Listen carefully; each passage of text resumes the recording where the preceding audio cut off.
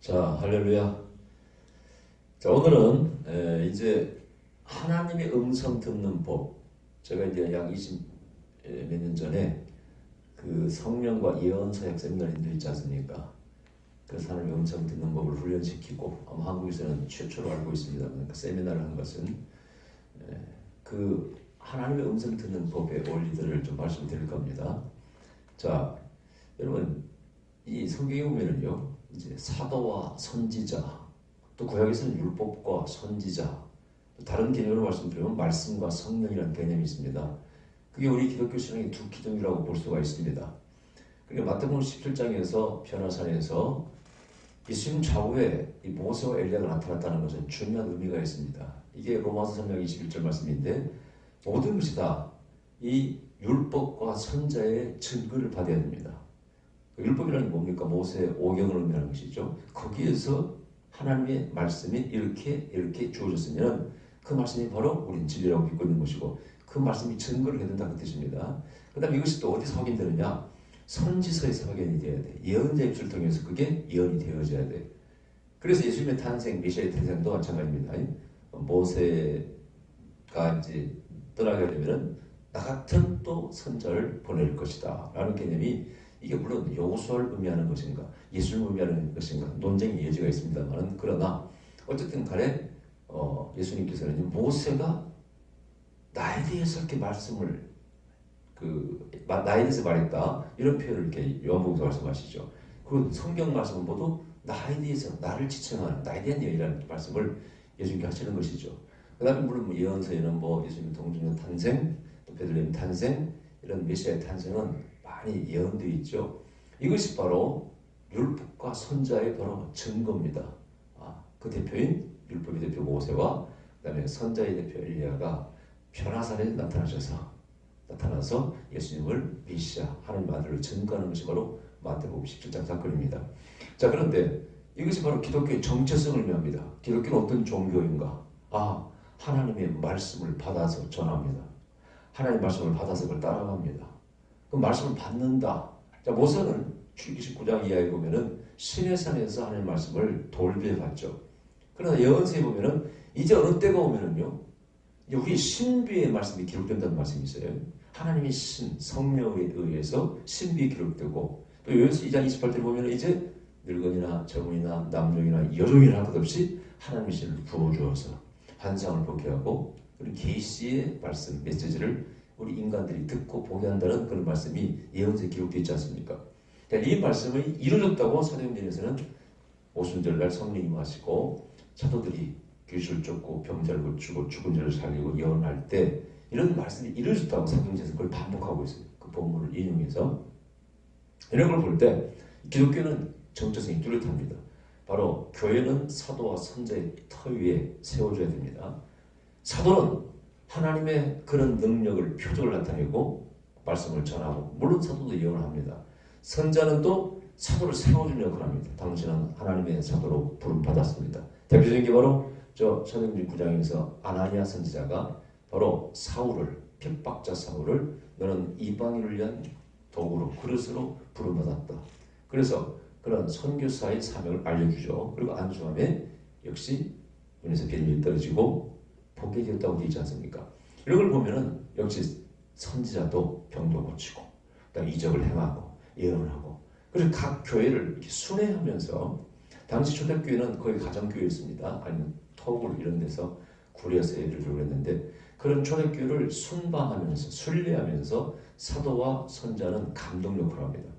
자기 교회가 없어요. 이 사도와 선자는요, 자기 교회 중심으로 목회하는 사람은 절대 사도라고 말할 수 없는 것입니다.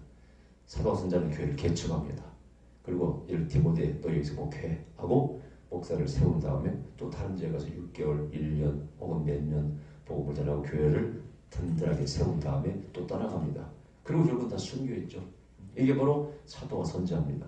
그래서 우리가 진짜 목회자들이 사도의, 그 다음에 선자의 영성, 또 그 바늘에서 내가 목사 안수를 늘 받았다, 이런 사명감을 가지고 있는 사람은 결국 복음을 위해서 나는 순교자가 될 수 있다, 이런 생각을 해봐야 되는 것입니다. 자, 이것이 바로 기독교라 그런 얘기. 이것이 바로 성경의 가르침입니다. 이게 바로 교회라는 뜻입니다. 그렇다면 오늘날 사도를 세운다. 이게 뭐 교리적으로 문제가 없는 거예요. 요즘 인터넷 설전에 보면은 뭐 사도라는 단어를 쓰는 것을 참 거부하는 사람들이 많이 있더라고요. 근데 성경들은 아무 문제가 없는 것입니다. 그걸 문제 삼는 사람들이 문제가 있는 것이죠. 그럼 성경에 집사는 없습니까? 성경 장로는 없습니까? 그러면 권사, 성경에 없는 권사를 만든 사람은 이단들입니까? 참 말도 안 되는 소리. 이것은요, 교회 조직상, 직제상, 직분을 얼마든지 만들 수 있는 것이고, 그 신약 시대에 사도의 직분을 다시 우리가 복원시킨다, 회복시킨다 해도 아무런 문제가 없는 거예요. 그래서 사도와 선자를 교회에서 세우고 하는 것이 전혀 성경적으로 문제가 되지 않는 것입니다. 오히려 없는 것이 문제가 되는 것이지. 오늘 문제가 뭐가 문제입니까? 사도의 권세, 사도의 능력이 나타나지 않습니다.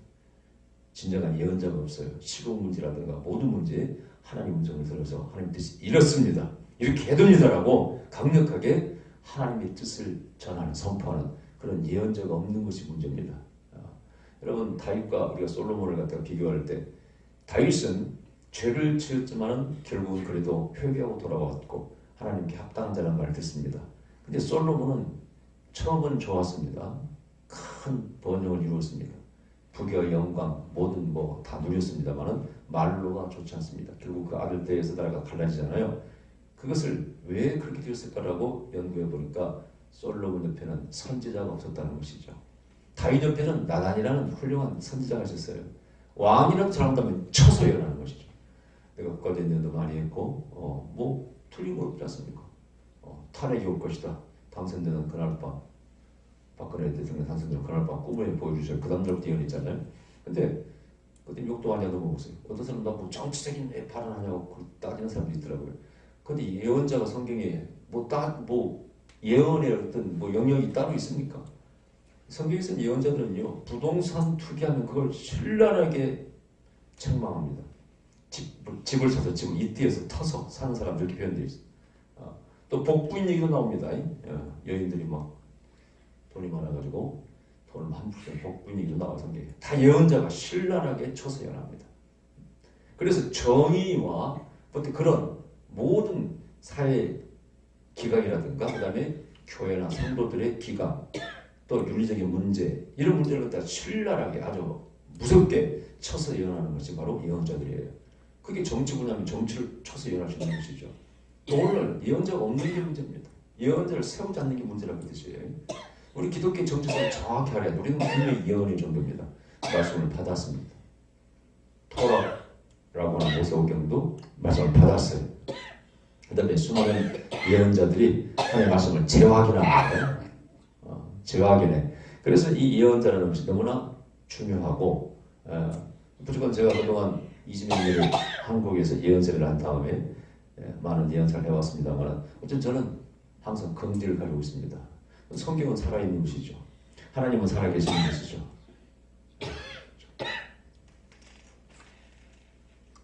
자, 그래서 오늘 본문에 이제 사무엘이 이스라엘의 유일한 사사면서 또 예언자로서 또 나중에 이제 왕을 세우는 역할을 감당하게 되죠. 그런 사무엘이 어린 사무엘이 어렸을 때 어떻게 하나님 음성을 듣는가가 잘 나타나 있습니다. 여러분 이 사무엘은 어머니 한나의 기도로 태어난 귀한 아들이죠. 그리고 어렸을 때부터 받쳐졌습니다. 그래서 그 엘리의 성전에서 엘리를 도우며 옆에서 어린 나이 어머니를 떠나서 어떻게 슬픈 얘기죠. 자, 근데 문제는 하나님 곁에서 여기 오늘 법궤 옆에서 거하면서 하나님 음성을 듣게 됩니다. 어떻게 하면 하나님 음성을 듣게 됩니까? 수많은 질문을 받습니다. 그런 것마다 많은 목사님들이 어떻게 하면 목사님처럼 예언할 수 있습니까? 어떻게 하면 음성을 들을 수 있습니까? 질문합니다. 근데 저는 특별히 뭐 비법이라는 건 없습니다. 자, 기도하지 않았겠습니까?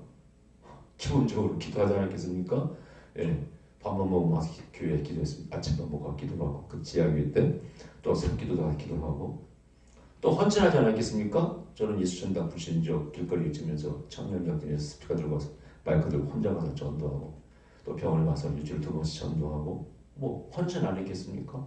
또 헌금 안 했겠습니까? 집도 바로 바치고 하나님을 사랑하고 하나님을 위해서 영광을 위해서 뭔가 하려고 막 노력하는 사람들, 구하고 찾고 두려는 사람에게는 그게 능력이든지 음성이든지 하나님께서 은사는 기프트 선물이기 때문에 선물로 주십니다. 할렐루야. 이처럼 간단한 거예요, 사실은요. 그 중에 이제 세부적인 좀 더 세세하게 또 그 원리를 말씀드리면은 바로 오늘 말씀 법궤 옆에서 사무엘이 음성 들은 것처럼 우리는 하나님의 그 어anointing 속에 들어가야 돼. 임재 속에 들어가야 돼. 여러분 이 법궤 옆에라는 것은 법궤 옆에서 이 사무엘 아이가 잤다고 되어 있지 않습니까? 이것은 굉장히 성별된 거룩한 어떤 제사장을 의미합니다. 여러분 누가 법궤 옆에서 감히 잘 수 있겠어요? 법궤를 만지기만 죽는데, 그죠? 근데 이 법궤 옆에서 있다는 것은 하나님의 현은 그 presence God이라고 하죠. 하나님 임재가 머무르는 거기 있기 때문에 거기에는 뭔가 something special 특별한 게 있습니다. 할렐루야. 이 중요한 거예요. 여러분 이 어노인팅의 임재, 특히 우리가 말하는 쉐키나의 영광이라고 그러죠. 하나님 머무르시는 그 쉐키나의 영광의 원리를 보는 사람은요, 이게 무슨 뜻인지 모릅니다. 자, 하나 쉽게 설명드리면은, 자, 옛날에 오래전에 외국에서 막 능력이 강한 하나님의 종들이 한국에 집회를 합니다. 또 한국도 마찬가지예요. 능력이 종들이 있고, 저도 집회할 때 마찬가지고. 자, 안수를 합니다. 안수하면은 항상 캐처를 두고 가죠. 캐처. 안수 받는 사람 뒤에 사람이 서 있어야 돼. 저도 그런 때도 까먹고 캐처를 두지 않고 안수해서 낭패를 본 경우가 몇 번 있습니다. 어떤 분은 어떻게 뭐 빨리 오라고 했는데 와서 받으라고 했는데 안수했을 때 하나님의 능력이 쓰러지게 되고 그래서 뒤로 떨어지고 머리가 좀 아프다든가 뭐 그런 부작용이 있어요, 여러분요. 어떤 사람은 뭐 성령 기적자 쓰면 안 다칩니다. 그런 사람이 있긴 있는데 제가 볼 때는 그렇지 않더라고요. 그래서 조심할 건 조심해야 됩니다. 또 제가 미국 갔을 때도 마찬가지입니다. 어떤 뚱뚱한 여인을 안수했는데 너무 뚱뚱합니다. 근데 참 반응이 좀 빠르고 강하더만요. 안수하자마자 꼭 좀 날아가듯이 뒤로 나가 떨어졌는데 하필이면 그때 뒤에 한국 목사님이 앉아 계시는 거기서 떨어져가지고 그분은 전혀 다치지 않았어요. 그래서 내가 휴 그랬어요.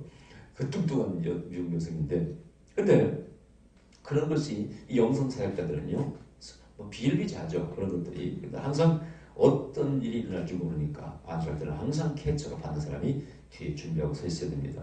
근데 부흥하면은 그 교회 목사님들 그런 걸 개념을 모르고 멀뚱멀뚱 구경하는 분들이 있어요. 빨리 뒤에 서 계시고 또 세우라고 정말 당황하거든요. 예. 근데 그 원리가 뭡니까? 하나님께 세우신 종이 능력의 종들이 특히 영적인 종들이요 안수할 때요 느낌을 아는 사람들은 그 기름 부음의 느낌을 아는 사람은 압니다. 진짜 강력한 어노인팅이 있습니다. 저는 세계적인 종들을 많이 만났잖아요. 베니 목사도 뭐 정확히 많이 만난 사람 있겠어요? 그걸 초청하는 사람이니까. 그다음에 뭐 빌레몬 박사도 마찬가지고. 하여튼 하나님의 능력의 종들, 크게 쓰임받는 사람들에게 제가 가서 안수도 받아봤고 그 옆에 서봤습니다만은 정말 something special, 특별한 게 있어요. 그것은 어노인팅입니다. 여러분 그분들이 나타나기 5분 전부터 기름 부음이 달라집니다. 이 집회 장소에 나타나기 5분 전부터 기름 부음이 새로워져요. 이거 모르는 사람은 모르는 일이에요, 진짜. 저는 정말 분명히 말씀드립니다만은 저는 정말 그 어노인팅에 민감했던 시절이 있어요. 지금도 민감하지만 지금은 아무것도 아니고요. 제가 초창기 은혜를 사모할 때는요, 그 어노인팅이 엄청나게 민감했어요. 그래서 그 집회 장소에 가서 벌써 강사가 나오기도 전부터 성령께서 말씀하십니다. 오늘 집회는 뭐에 대해서 말씀을 전할 거라고 가르쳐 주셔요. 그럼 호기심 보이다가 진짜 야 이렇게 사랑에 대해서 말씀을 전할 거라고 하면요 제 마음에 야 진짜 이게 그럴까? 야 놀라운 것은 진짜 베니 목사가 그 사랑에 대해서 설교를 해요. 저를 같이 미국 갔다 온 사람들은 여러분 다 뭐 증인들이 많습니다만은 자 이번 집회 너희 한국 목사들에게 큰 축복이 있을 것이다. 음식이 들려와 집회 전에 이미 그러면 저는 그걸 선포 제가 인수를 하니까 목사님들을 이번 여러분 기대하십시오. 이번에 좋은 일이 있을 것입니다. 그러면 진짜 베니 목사가 그 무대 위로 끝날 때 코리안 패스터 카마 한 목사님 올라오라고 그래.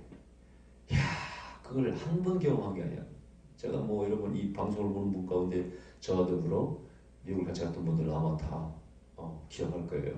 여러 번 그 무대 위에 올라가서 마지막 그 안수를 한국 목사님들이 안수받고 그 집회가 마감되는 끝나는 그런 장면들이 여러 번 연출되었습니다.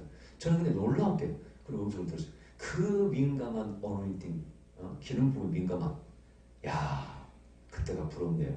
지금 제가 뭔가 좀 부족한 것 같아요. 그렇게 민감하진 않아요. 근데 어쨌든 그때 그 뭔가 부어지는, 공중에서 부어지는 어떤 그 공기의 이상함, 무게 있는 공기, 뭐 소금물 같은 뭐 공기가 내려온다고 그러죠. 뭐 이런 것들이 정말 지금도 마찬가지예요. 미국의 성리 충만한 교회 가면은요, 강력하게 느껴집니다. 벌써 그 장소에 가면은 그 장소에 부어지는 기름 부음이 다르고, 또 강력한 은사자가 이렇게 강대상에 올라오잖아요. 기름 부음이 다르고요. 그 사람 주위 반경 2, 3m 안에는요, 정말 어노인팅이 강합니다. 그 개천을 일부러 하려는 사람이 있어요. 야, 저 목사님 옆에 가니까 와, 기름 부음이 다르네. 초창기에 세미나 오늘 때 많은 목사님들이 와서 제 손을 잡고 밴드 옆에서 늘어지는 바람에 능력받고 싶다 그런 얘기죠. 사모하고 어디 앉아있으면 차고에 앉아가지고 맨날 내 손 잡고 그런 분이 많이 있었어요. 그럴 때마다 뭐 한번 기분 좋았지만 귀찮을 때도 있었어요. 근데 그분들이 뭘 바보 같아서 그랬을까요? 저도 마찬가지로 저도 안수도 많이 받았습니다. 전부 다 어노인팅이 기름 부음이에요. 그래서 기름을 많이 받으면은 성령의 그 역사, 그걸 어노인팅이라고 하는 거 아니겠어요? 근데 그 성령의 그 기름을 받으면은 많이 받는 자는 반드시 하나님의 은사가 나타나게 되어 있습니다. 법궤 옆에서 하나님이 계시는 그곳에서 하나님 법궤 옆에 영광이 쉐kin의 영광이 많은 머무는 그곳에 이 어린 사무엘이 잠을 자 당연히 하나님의 음성을 들을 수밖에 없는 것입니다. 이것은 또 하나는 구별되었다 그 뜻이죠. 성별되었다 그 뜻이에요. 세상 속에 머물지 않아. 번잡한 곳에 머물지 않아. 내 마음을 뺏는 곳에 머물지 않아. 오직 하나님만 바라봐. 이 사무엘이 뭘로 위안을 받았을까요? 하나님을 옆에서 어떻게 보면 모시고 살아. 법궤 옆에서 모시고 살아. 그 옆에서 최측근이야. 늘 거기서 뭔가 제사를 드리고 기도하지 않겠어요? 자, 이런 사무엘, 어린 사무엘에게 당연히 하나님께서는 그 강력한 어노인팅이 부어지는 것이고, 당연히 사무엘은 능력의 종이 될 수밖에 없는 것이죠. 자, 하나님의 음성을 듣는 법, 어떻게 음성을 들을 수 있을까요? 첫 번째 비결은요, 기름 부음을 받는 것입니다. 물론 그 기름 부음이 왜 그 사람이 부어질까는, 자, 사무엘이 태생부터가 달랐습니다. 함 맺힌 기도를 통해서 한나의 어머니 한나에 의해서 태어납니다. 여기는 특별한 섭리가 있는 것이죠. 하나님 부르심이 있어. 그 다음에 그 부모의 헌신이 있어. 여러분 때만 되면은, 절기만 되면은 그 부모가 제사를 드렸다고 되어 있고, 이런 부모의 기도가 있어요. 이게 종합적으로 작용해서 이 사무엘에게 축복이 부어지는 것입니다. 물론 그 뒤에 한나가 자녀를 더 낳았어요. 근데 이 사무엘은 구별되어서 나스린처럼 받쳐지는 것이죠. 그래서 성별된 삶, 오직 하나님만 바라보고 이 어린아이야 속에 한이 맺히는데, 그 한을 누가 풀어주세요? 하나님이 풀어주세요. 한을 맺게 한 분도 하나님이시고요, 그걸 풀어주는 분도 하나님이에요. 우리는 그래서 영적인 한이 다 있어야 돼. 그런 사람들에게 하나님의 능력이 부어지는 것을 많이 봅니다. 그렇죠? 한나의 마음에 영적인 한이 있어. 남편이 아무리 사랑해줘도 뭐 제사 끝나면 먹을 것을 갖다 배로 주고 I love you, 나는 당신이 제일 좋아, 난 당신을 많이 사랑해, 아무리 남편이 사랑을 해줘도, 고백을 하고 사랑해줘도 이 여인의 한이 있어. 가슴에 한이 있어. 그래서 뭡니까? 남편의 대를 위해서 자식을 낳아요. 나는 여자의 지금 의무를 다하지 못하고 있어. 해드리를 못하고 있어. 이것이 바로 영적인 한이에요. 우리가 잘 먹고 잘 살고 좋은 차 타고 다닌다고 해서요, 좋은 성도가 아닙니다. 영적인 한을 품고 있어야 돼. 내가 하나님의 교회를 하나 세우겠습니다. 선교하겠습니다. 이런 일 하겠습니다. 이런 것들을 위해서 이 사명을 감당하도록 나를 축복해 주시옵소서. 하나님처럼 내 털을 열어주시옵소서. 이런 한이 있어야 돼. 돈 못 버는 사람들 한을 품으시기 바랍니다. 하나님, 제발 좀 돈 좀 벌게 해달라고. 뭐하게? 좀 하나님 일하고 인간답게 살게. 하나님 자녀답게 살게. 한이 있어야 돼. 특히 주중도 마찬가지입니다. 여러분 요즘 목회가 얼마나 어렵습니까? 가는 곳마다 제가 그걸 위해서 목회자라든가 뭐 또 준비하는 분들 많이 만납니다만, 야, 후배들이 있지, 그죠? 저에게는 걱정이 돼요. 이렇게 목회할 수 있는 환경이, 목회하기 하는 환경이 이렇게 어려울 때 어디 있습니까? 과거에는 교회를 지어놓으면 다 모여들던 시대가 있었습니다. 뭐 능력이 있든지 없든지 간에 그런 때가 있었어요. 황금기죠. 우리 한국에서 이 기독교 교회 황금기가 있어서 지금은 그렇지 않습니다. 사회의 이미지도 안 좋습니다. 다 우리가 자업자득입니다만은 어떻게 할 것입니까? 당신이 무기가 없이 어떻게 할 수 있겠습니까? 병자를 고치든지. 교회 오는 사람이 누가 오겠어요? 등 뜨시고 배우는 사람이 교회 옵니까? 뭔가 답답한 사람이 다 교회 옵니다. 몸이 아프든지 뭐 앞길이 뭐 막혀서 답답하든지. 제가 가는 것보다 수많은 사람 절 찾아오는 사람들 전 그런 사람들 아니겠어요? 그러면 자 사무엘도 그랬고 엘리야도 마찬가지예요. 엘리야도 마찬가지예요. 하나님의 종들이 하시는 게 뭡니까? 병자를 고쳐줘야 되고 귀신을 쫓아내고 그들 문제를 풀어주고 갈 길을 알려주고 그게 바로 성경이 하나님 종들이 했던 일 아닙니까? 몰라 여러분 몰라 다 그렇게진 않겠지만 배부른 사람들은요 은사 필요 없다고 그럽니다. 말씀하시면 된다고 그럽니다. 여보시오 참 당신의 세상을 너무 모릅니다. 당신의 교회 성도들도 마찬가지예요. 문제 많은 사람 많습니다. 당신 모르게 기도받으러 합니다. 당신만 모르고 있습니다. 성도가 어떻게 살아가는지를 몰라. 답답해서 갈 데가 없어. 이번에는 청주 집회 갔다 왔습니다만 다 멀리서 온 분들이에요. 멀리서 와서 어떤 문제를 호소합니다. 저는 예언자는 어떻게 거기다 하나님의 음성을 전해줘야 돼. 병자는 치료해줘야 돼. 또 목회가 안 돼. 왜 이 교회가 이 기도원이 뭐 잘 안 되냐 어려우냐 영적으로 원인을 찾아야 돼. 여러분 예언자들은 영을 보고 다 예언했지 않습니까? 나라의 배후의 영을 쳐서 예언해. 투로 뭐 어디 블레셋 뭐 이스라엘 배후의 영이 무엇인가? 그걸 쳐서 귀신 사단을 몰아내고 또 그들의 삶의 문제가 있으면 올바른 길을 인도하고 전부 원인을 찾아야 돼. 그걸 귀신을 쫓아내야 돼. 그런 사역이 바로 예수님의 사역이었고 그렇잖아요. 귀신들은 귀신을 쫓아내주고 이번에 갔던 교회는 첫째 날에 예언해서 불교인 여러분 잘 믿거나 말거나 합니다. 예언자의 귀에는 뭐가 들려옵니다. 여러분 사무엘의 귀에는 양들이 소의 울음소리가 들려오지 않습니까? 예언자 귀에는 들려오는 것들이 있어요. 그 예언하는데 나무아비탑을 관세음보살이 들려와. 그래서 누가 불교를 열심히 가족 가운데 믿었습니까? 아니면 이 주위에 가까운데 그런 그런 무당이 있습니까? 영적 충돌이 있다 그런 얘기죠. 그랬더니 거기가 바로 그 교회 자리가 불교 무슨 단체 무슨 자리 떨어더라고요. 그 자리가 그래서 이걸 쫓아내야 됩니다. 예수님을 청소해내야 됩니다. 그래야 목회도 잘 풀리고 여기서도 기적이 일어나고 그렇게 됩니다. 영적 충돌이 있으면요 가정이나 개인이나 교회나 힘들어져요. 제가 항상 목사님 어떻게 부흥을 인도하십니까? 원리가 무엇입니까? 묻는 사람이 있어요. 나는 서슴없이 얘기합니다. 바로 마귀를 몰아냅니다. 귀신을 쫓아내는 것입니다. 어떤 사람 이해를 못해요. 인터넷에 무슨 귀신이 있으면 21세기에 무슨 귀신이 있단 말이에요. 그럼 예수님은 그러면 쓸데없이 귀신을 쫓아냈습니까? 왜 가서 귀신을 쫓아내고 병자를 고치고 하셨습니까? 성경에서 마귀가 사탄이 하는 일을 뭐라고 말씀하고 있어요? 전부 우리를 괴롭히고 방해하고 병 가져오고 파괴하고 가정도 파괴하고 이런 일을 갖다가 마귀가 한다고 되어 있지 않습니까? 우는 자처럼 성도를 넘어뜨리려고 한다고 되어 있지 않습니까? 목사는 유해입니까? 뭐가 안 되고 모든 힘든 것은요 우리는 영성사역자는 항상 그것은 영적인 문제로 바라봐야 돼요. 그런 시각이 없으면 절대 영적인 삶을 못합니다. 그래서 어쨌든 기도에서 안수에서 예수님을 선포하고 하나님 주신 권세를 사용해서 어둠을 청소해낼 때 그 영을 몰아낼 때 풀리고 기적 같은 일이 일어나는 것입니다.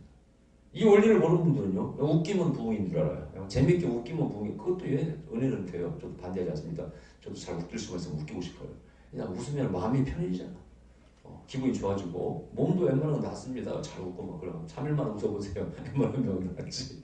그러니까 웃는 것도 은사다 부정하지 않습니다. 그러나 우리 예언자들은요 웃기는 부흥에서는 안 되죠. 우리는 뭐예요? 귀신을 쫓아내고 병자를 고치고 그 결박들을 끊어줘야 됩니다. 그걸 영으로 봐야 돼. 당신 가정에 어떤 영이 역사하고 당신 어디가 아프군요. 여러분 집회 때 제가 여기에서 있었던 일들이 다 여러분 증인들 아닙니까? 수십 명이요. 당신 어디가 아픕니다. 빨리 병원에 체크하세요. 용종 9개 뛴 사람, 3개 뛴 사람, 암발도 뛴 사람, 뇌졸중이 온다고 열정 온 사람, 한둘이면 그런 사람들이 여러분 하나님 종이 해야 될 일이 뭡니까? 성경의 사무엘처럼 적이 어디로 오니까 엘리야처럼 엘리사처럼 적이 어디로 오니까 묘기를 맞고 매복을 쓰세요. 자 가뭄 오니까 가뭄을 대비해야 됩니다. 온갖 모든 분야의 예언자는 영역이 없습니다. 제한이 없어요. 이게. 모든 분야에 개인이든 국가든 사회든 예언자는 예언했어요. 뭐 그런 예언자가 얼마나 많이 있겠습니까? 오늘날. 그러나 우리는 그걸 목표로 삼아야죠. 성경을 우리는 복원해야 됩니다. 말씀을 복원해야 돼요. 우리 성경을 안 믿으면 뭘 믿겠다는 것입니까? 우리가. 참 제일 답답한 게 성경을 안 믿는 사람들이에요. 이런 목사들도 안 믿습니다. 그 목사에게 배운 성들도 안 믿습니다. 그럼 성경 예언자는 다 뭐하는 존재들이고 사도들은 뭐하는 존재들이고 사도시대가 끝났습니까? 우리가 기도할 때 병든 자를 고치는 건 치유가 나타나는 것이고 갈 길을 몰라 방황할 때 답을 구할 때 음성이나 환상으로 말씀하시면 예언 은사입니까? 모든 기도는 응답이 은사로 우리에게 주어지는 거 아니겠습니까? 그걸 부정하고 은사가 끝났다. 은사 종료를 주장하면 그 말이 맞는 얘기입니까? 100% 이단입니다. 100%이다. 오늘 닮은 살아계시고 예수 그리스도는 어제나 오늘 영원토록 동일하시고 할렐루야. 왜 사도시대가 끝났습니까? 성령 행전은 계속 이어지는 것이지. 그래서 법궤 옆에서 우리는 하나님의 성신이 성령이 부어지는 그곳에 하나님의 쉐kin의 영광이 있는 그곳에 가야 돼. 모세는 시내산에 올라가고 엘리야도 그 엘리야 시내산 동굴에서 기도했고 전부 다 그런 사람들이 하나님의 능력받고 쓰임받고 하나님의 성경이 기록된 종들은 단 한 사람도 하나님의 음성을 듣지 못한 사람은 없었습니다. 누가 있습니까? 신약에 구약에 하나님의 종들은 특징이 뭐냐? 하나님의 음성을 듣는 거예요. 양이 목자의 음성을 듣는다고 요한복음 10장에 말씀하고 있지만은 뭐 그것은 평범한 기본적인 말씀이고요. 어떻게 보면은 성경의 모든 쓰임받은 종들은 전부 다 하나님의 음성을 들었고 능력을 향했습니다. 이게 기독교의 특징입니다. 이런 사람들이 교회에 뭐하러 와요? 하나님을 만나러 오는 거 아니겠습니까? 아멘? 뭐 영혼이 구원받든지 자 오늘 이 3일 3장 오늘 사무엘이 하나님의 음성 듣는지 안 듣는지 명심하셔야 돼요. 사무엘아 사무엘아 사무엘아. 사무엘도 처음 들으니까 무슨 소리인지 몰랐어요. 이게 어디서 들려올까? 요즘 이제 제가 뭐 하나님 음성 듣는 법 그런 예언사 세미나를 많이 했습니다만 많은 사람이 물어요. 혹시 어디서 들려옵니까? 도대체 여기서 들려옵니까? 여기서 들려옵니까? 아니 여기서 들려옵니까? 야 제가요 수많은 음성을 듣는 사람들에게 물었어요. 음성이 어디서 들려왔습니까? 어떤 사람은 여기서 들려온다. 어떤 사람은 여기서 들려온다. 별별 사연이 많아. 어떤 사람은 배에서 꼬물꼬물 올라온다는 사람도 있고 별 사람이 더 있어요. 자, 그럼 저는 어떻게 말씀드립니까? 그것은 당신의 영에서 흘러나오는 것입니다. 영이 당신이 몸에서 안테나 기능을 하고 있고 마치 저 라디오의 안테나 역할을 TV의 안테나 역할을 하는 것이고 거기에 하나님 주신 메시지가 잡힐 때 어떤 사람은 음성으로 어떤 사람은 보이는 그런 영상으로 우리에게 보여주고 들리는 것입니다. 영에서 흘러나오는 거기 때문에 어떤 사람은 여기서 어떤 사람은 여기서 어떤 사람은 여기서 그렇게 느낌이 다른 것뿐이지 원리는 영에서 흘러나오는 것입니다. 저는 그렇게밖에 대답할 것이 없습니다. 제가 하나님의 음성을 크게 들을 때는 귀가 아프게 들었어요. 놀릴 정도로. 그러나 맨날 그렇게 큰 소리 들으면 여러분 음성 듣고 살겠어요? 간 떨어지지. 그래서 은사자에게 들려오는 음성은 항상 세명이 들려옵니다. 엘리야가 그 시내산 호렙산 동굴이 들었던 세명이 들려왔다. 근데 원리도 거기도 나와 있죠. 바람과 지진과 불은 바로 쉐키나의 영광의 현상이죠. 바람이. 성령의 바람이 불지 않습니까? 사도행 2장에도 마찬가지죠. 바람 소리가 들려. 항상 하나님이 역사하실 때는 그게 소리가 물소리, 바람 소리로 기록되어 있어요. 사실은 쇠 소리는 물소리나 바람 소리랑 비슷해요. 그렇게 표현되어 있는 겁니다. 그 다음에 불이 있었어. 불이 지나갑니다. 또 지진이 있었어요. 땅이 진동해. 하나님의 역사하는 곳에는 꼭 진동이 있습니다. 시내산이 흔들리고 또 바울과 실라가 빌보 감옥에서 기도했을 때 옥터가 흔들려. 이것이 이제 집현장에서 떨림으로 나타나는 진동이라고 하죠. 나타나는 것이죠. 항상 바람과 지진과 그 불이 지난 다음에 세명의 음성이 들려와. 어떤 바보들은 그렇게 또 설교합니다. 바람과 지진과 불은 중요한 거 아닙니다. 그러면서 그걸 무시하는 식으로 얘기합니다. 그게 아니고 쉐키나의 영광이 먼저 부어진 다음에 음성이 들려온다는 성경의 패턴을 말씀하는 것이죠. 세네산에서도 연기가 있고 구름이 있고 나팔소리가 있고 땅이 흔들려요. 뭐저 에스겔서도 마찬가지로 1장 2장에 보면 전부 다 먼저 하나님이 쉐kin의 영광이 있고 불이 번쩍거리고 보입니다. 그 다음에 말씀이 들려오는 것입니다. 이 패턴이라고 하는 거예요. 그래서 우리가 그 영광 속에 들어가야 돼. 법궤 옆에 가까이 가야 돼. 기름 부음 있는 곳에 불이 떨어지는 곳에 가야 됩니다. 성령이 강하게 역사하는 곳에 가야 돼. 그 기름 부음 속에 들어가야 돼. 쉐kin의 영광 그 산꼭대기에 올라가야 돼. 거기에 40일 머물러야 돼. 그러면 분명히 그 사람은 하나님의 음성을 듣게 되어 있어요. 옛날에 이런 말이 있죠. 소나무 샘플을 뽑아야 된다. 틀린 얘기가 아니죠. 그만큼 많은 기도가 필요하다는 것이지. 근데 저는 지금 소나무 샘플을 뽑았냐? 한 뿌리 못 뽑았습니다. 받기도는 했습니다만 받기도 뽑은 적은 없어요.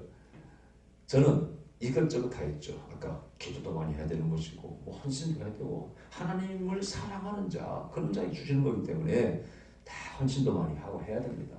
하나님 마음에 안 드는 하나님 은사를 선물 주시겠냐고 여러분. 그렇게 받기 어려운 선물을 아무나 막 주겠냐고 여러분이. 다 노력이 필요하죠. 그리고 또 하나 성경 원리.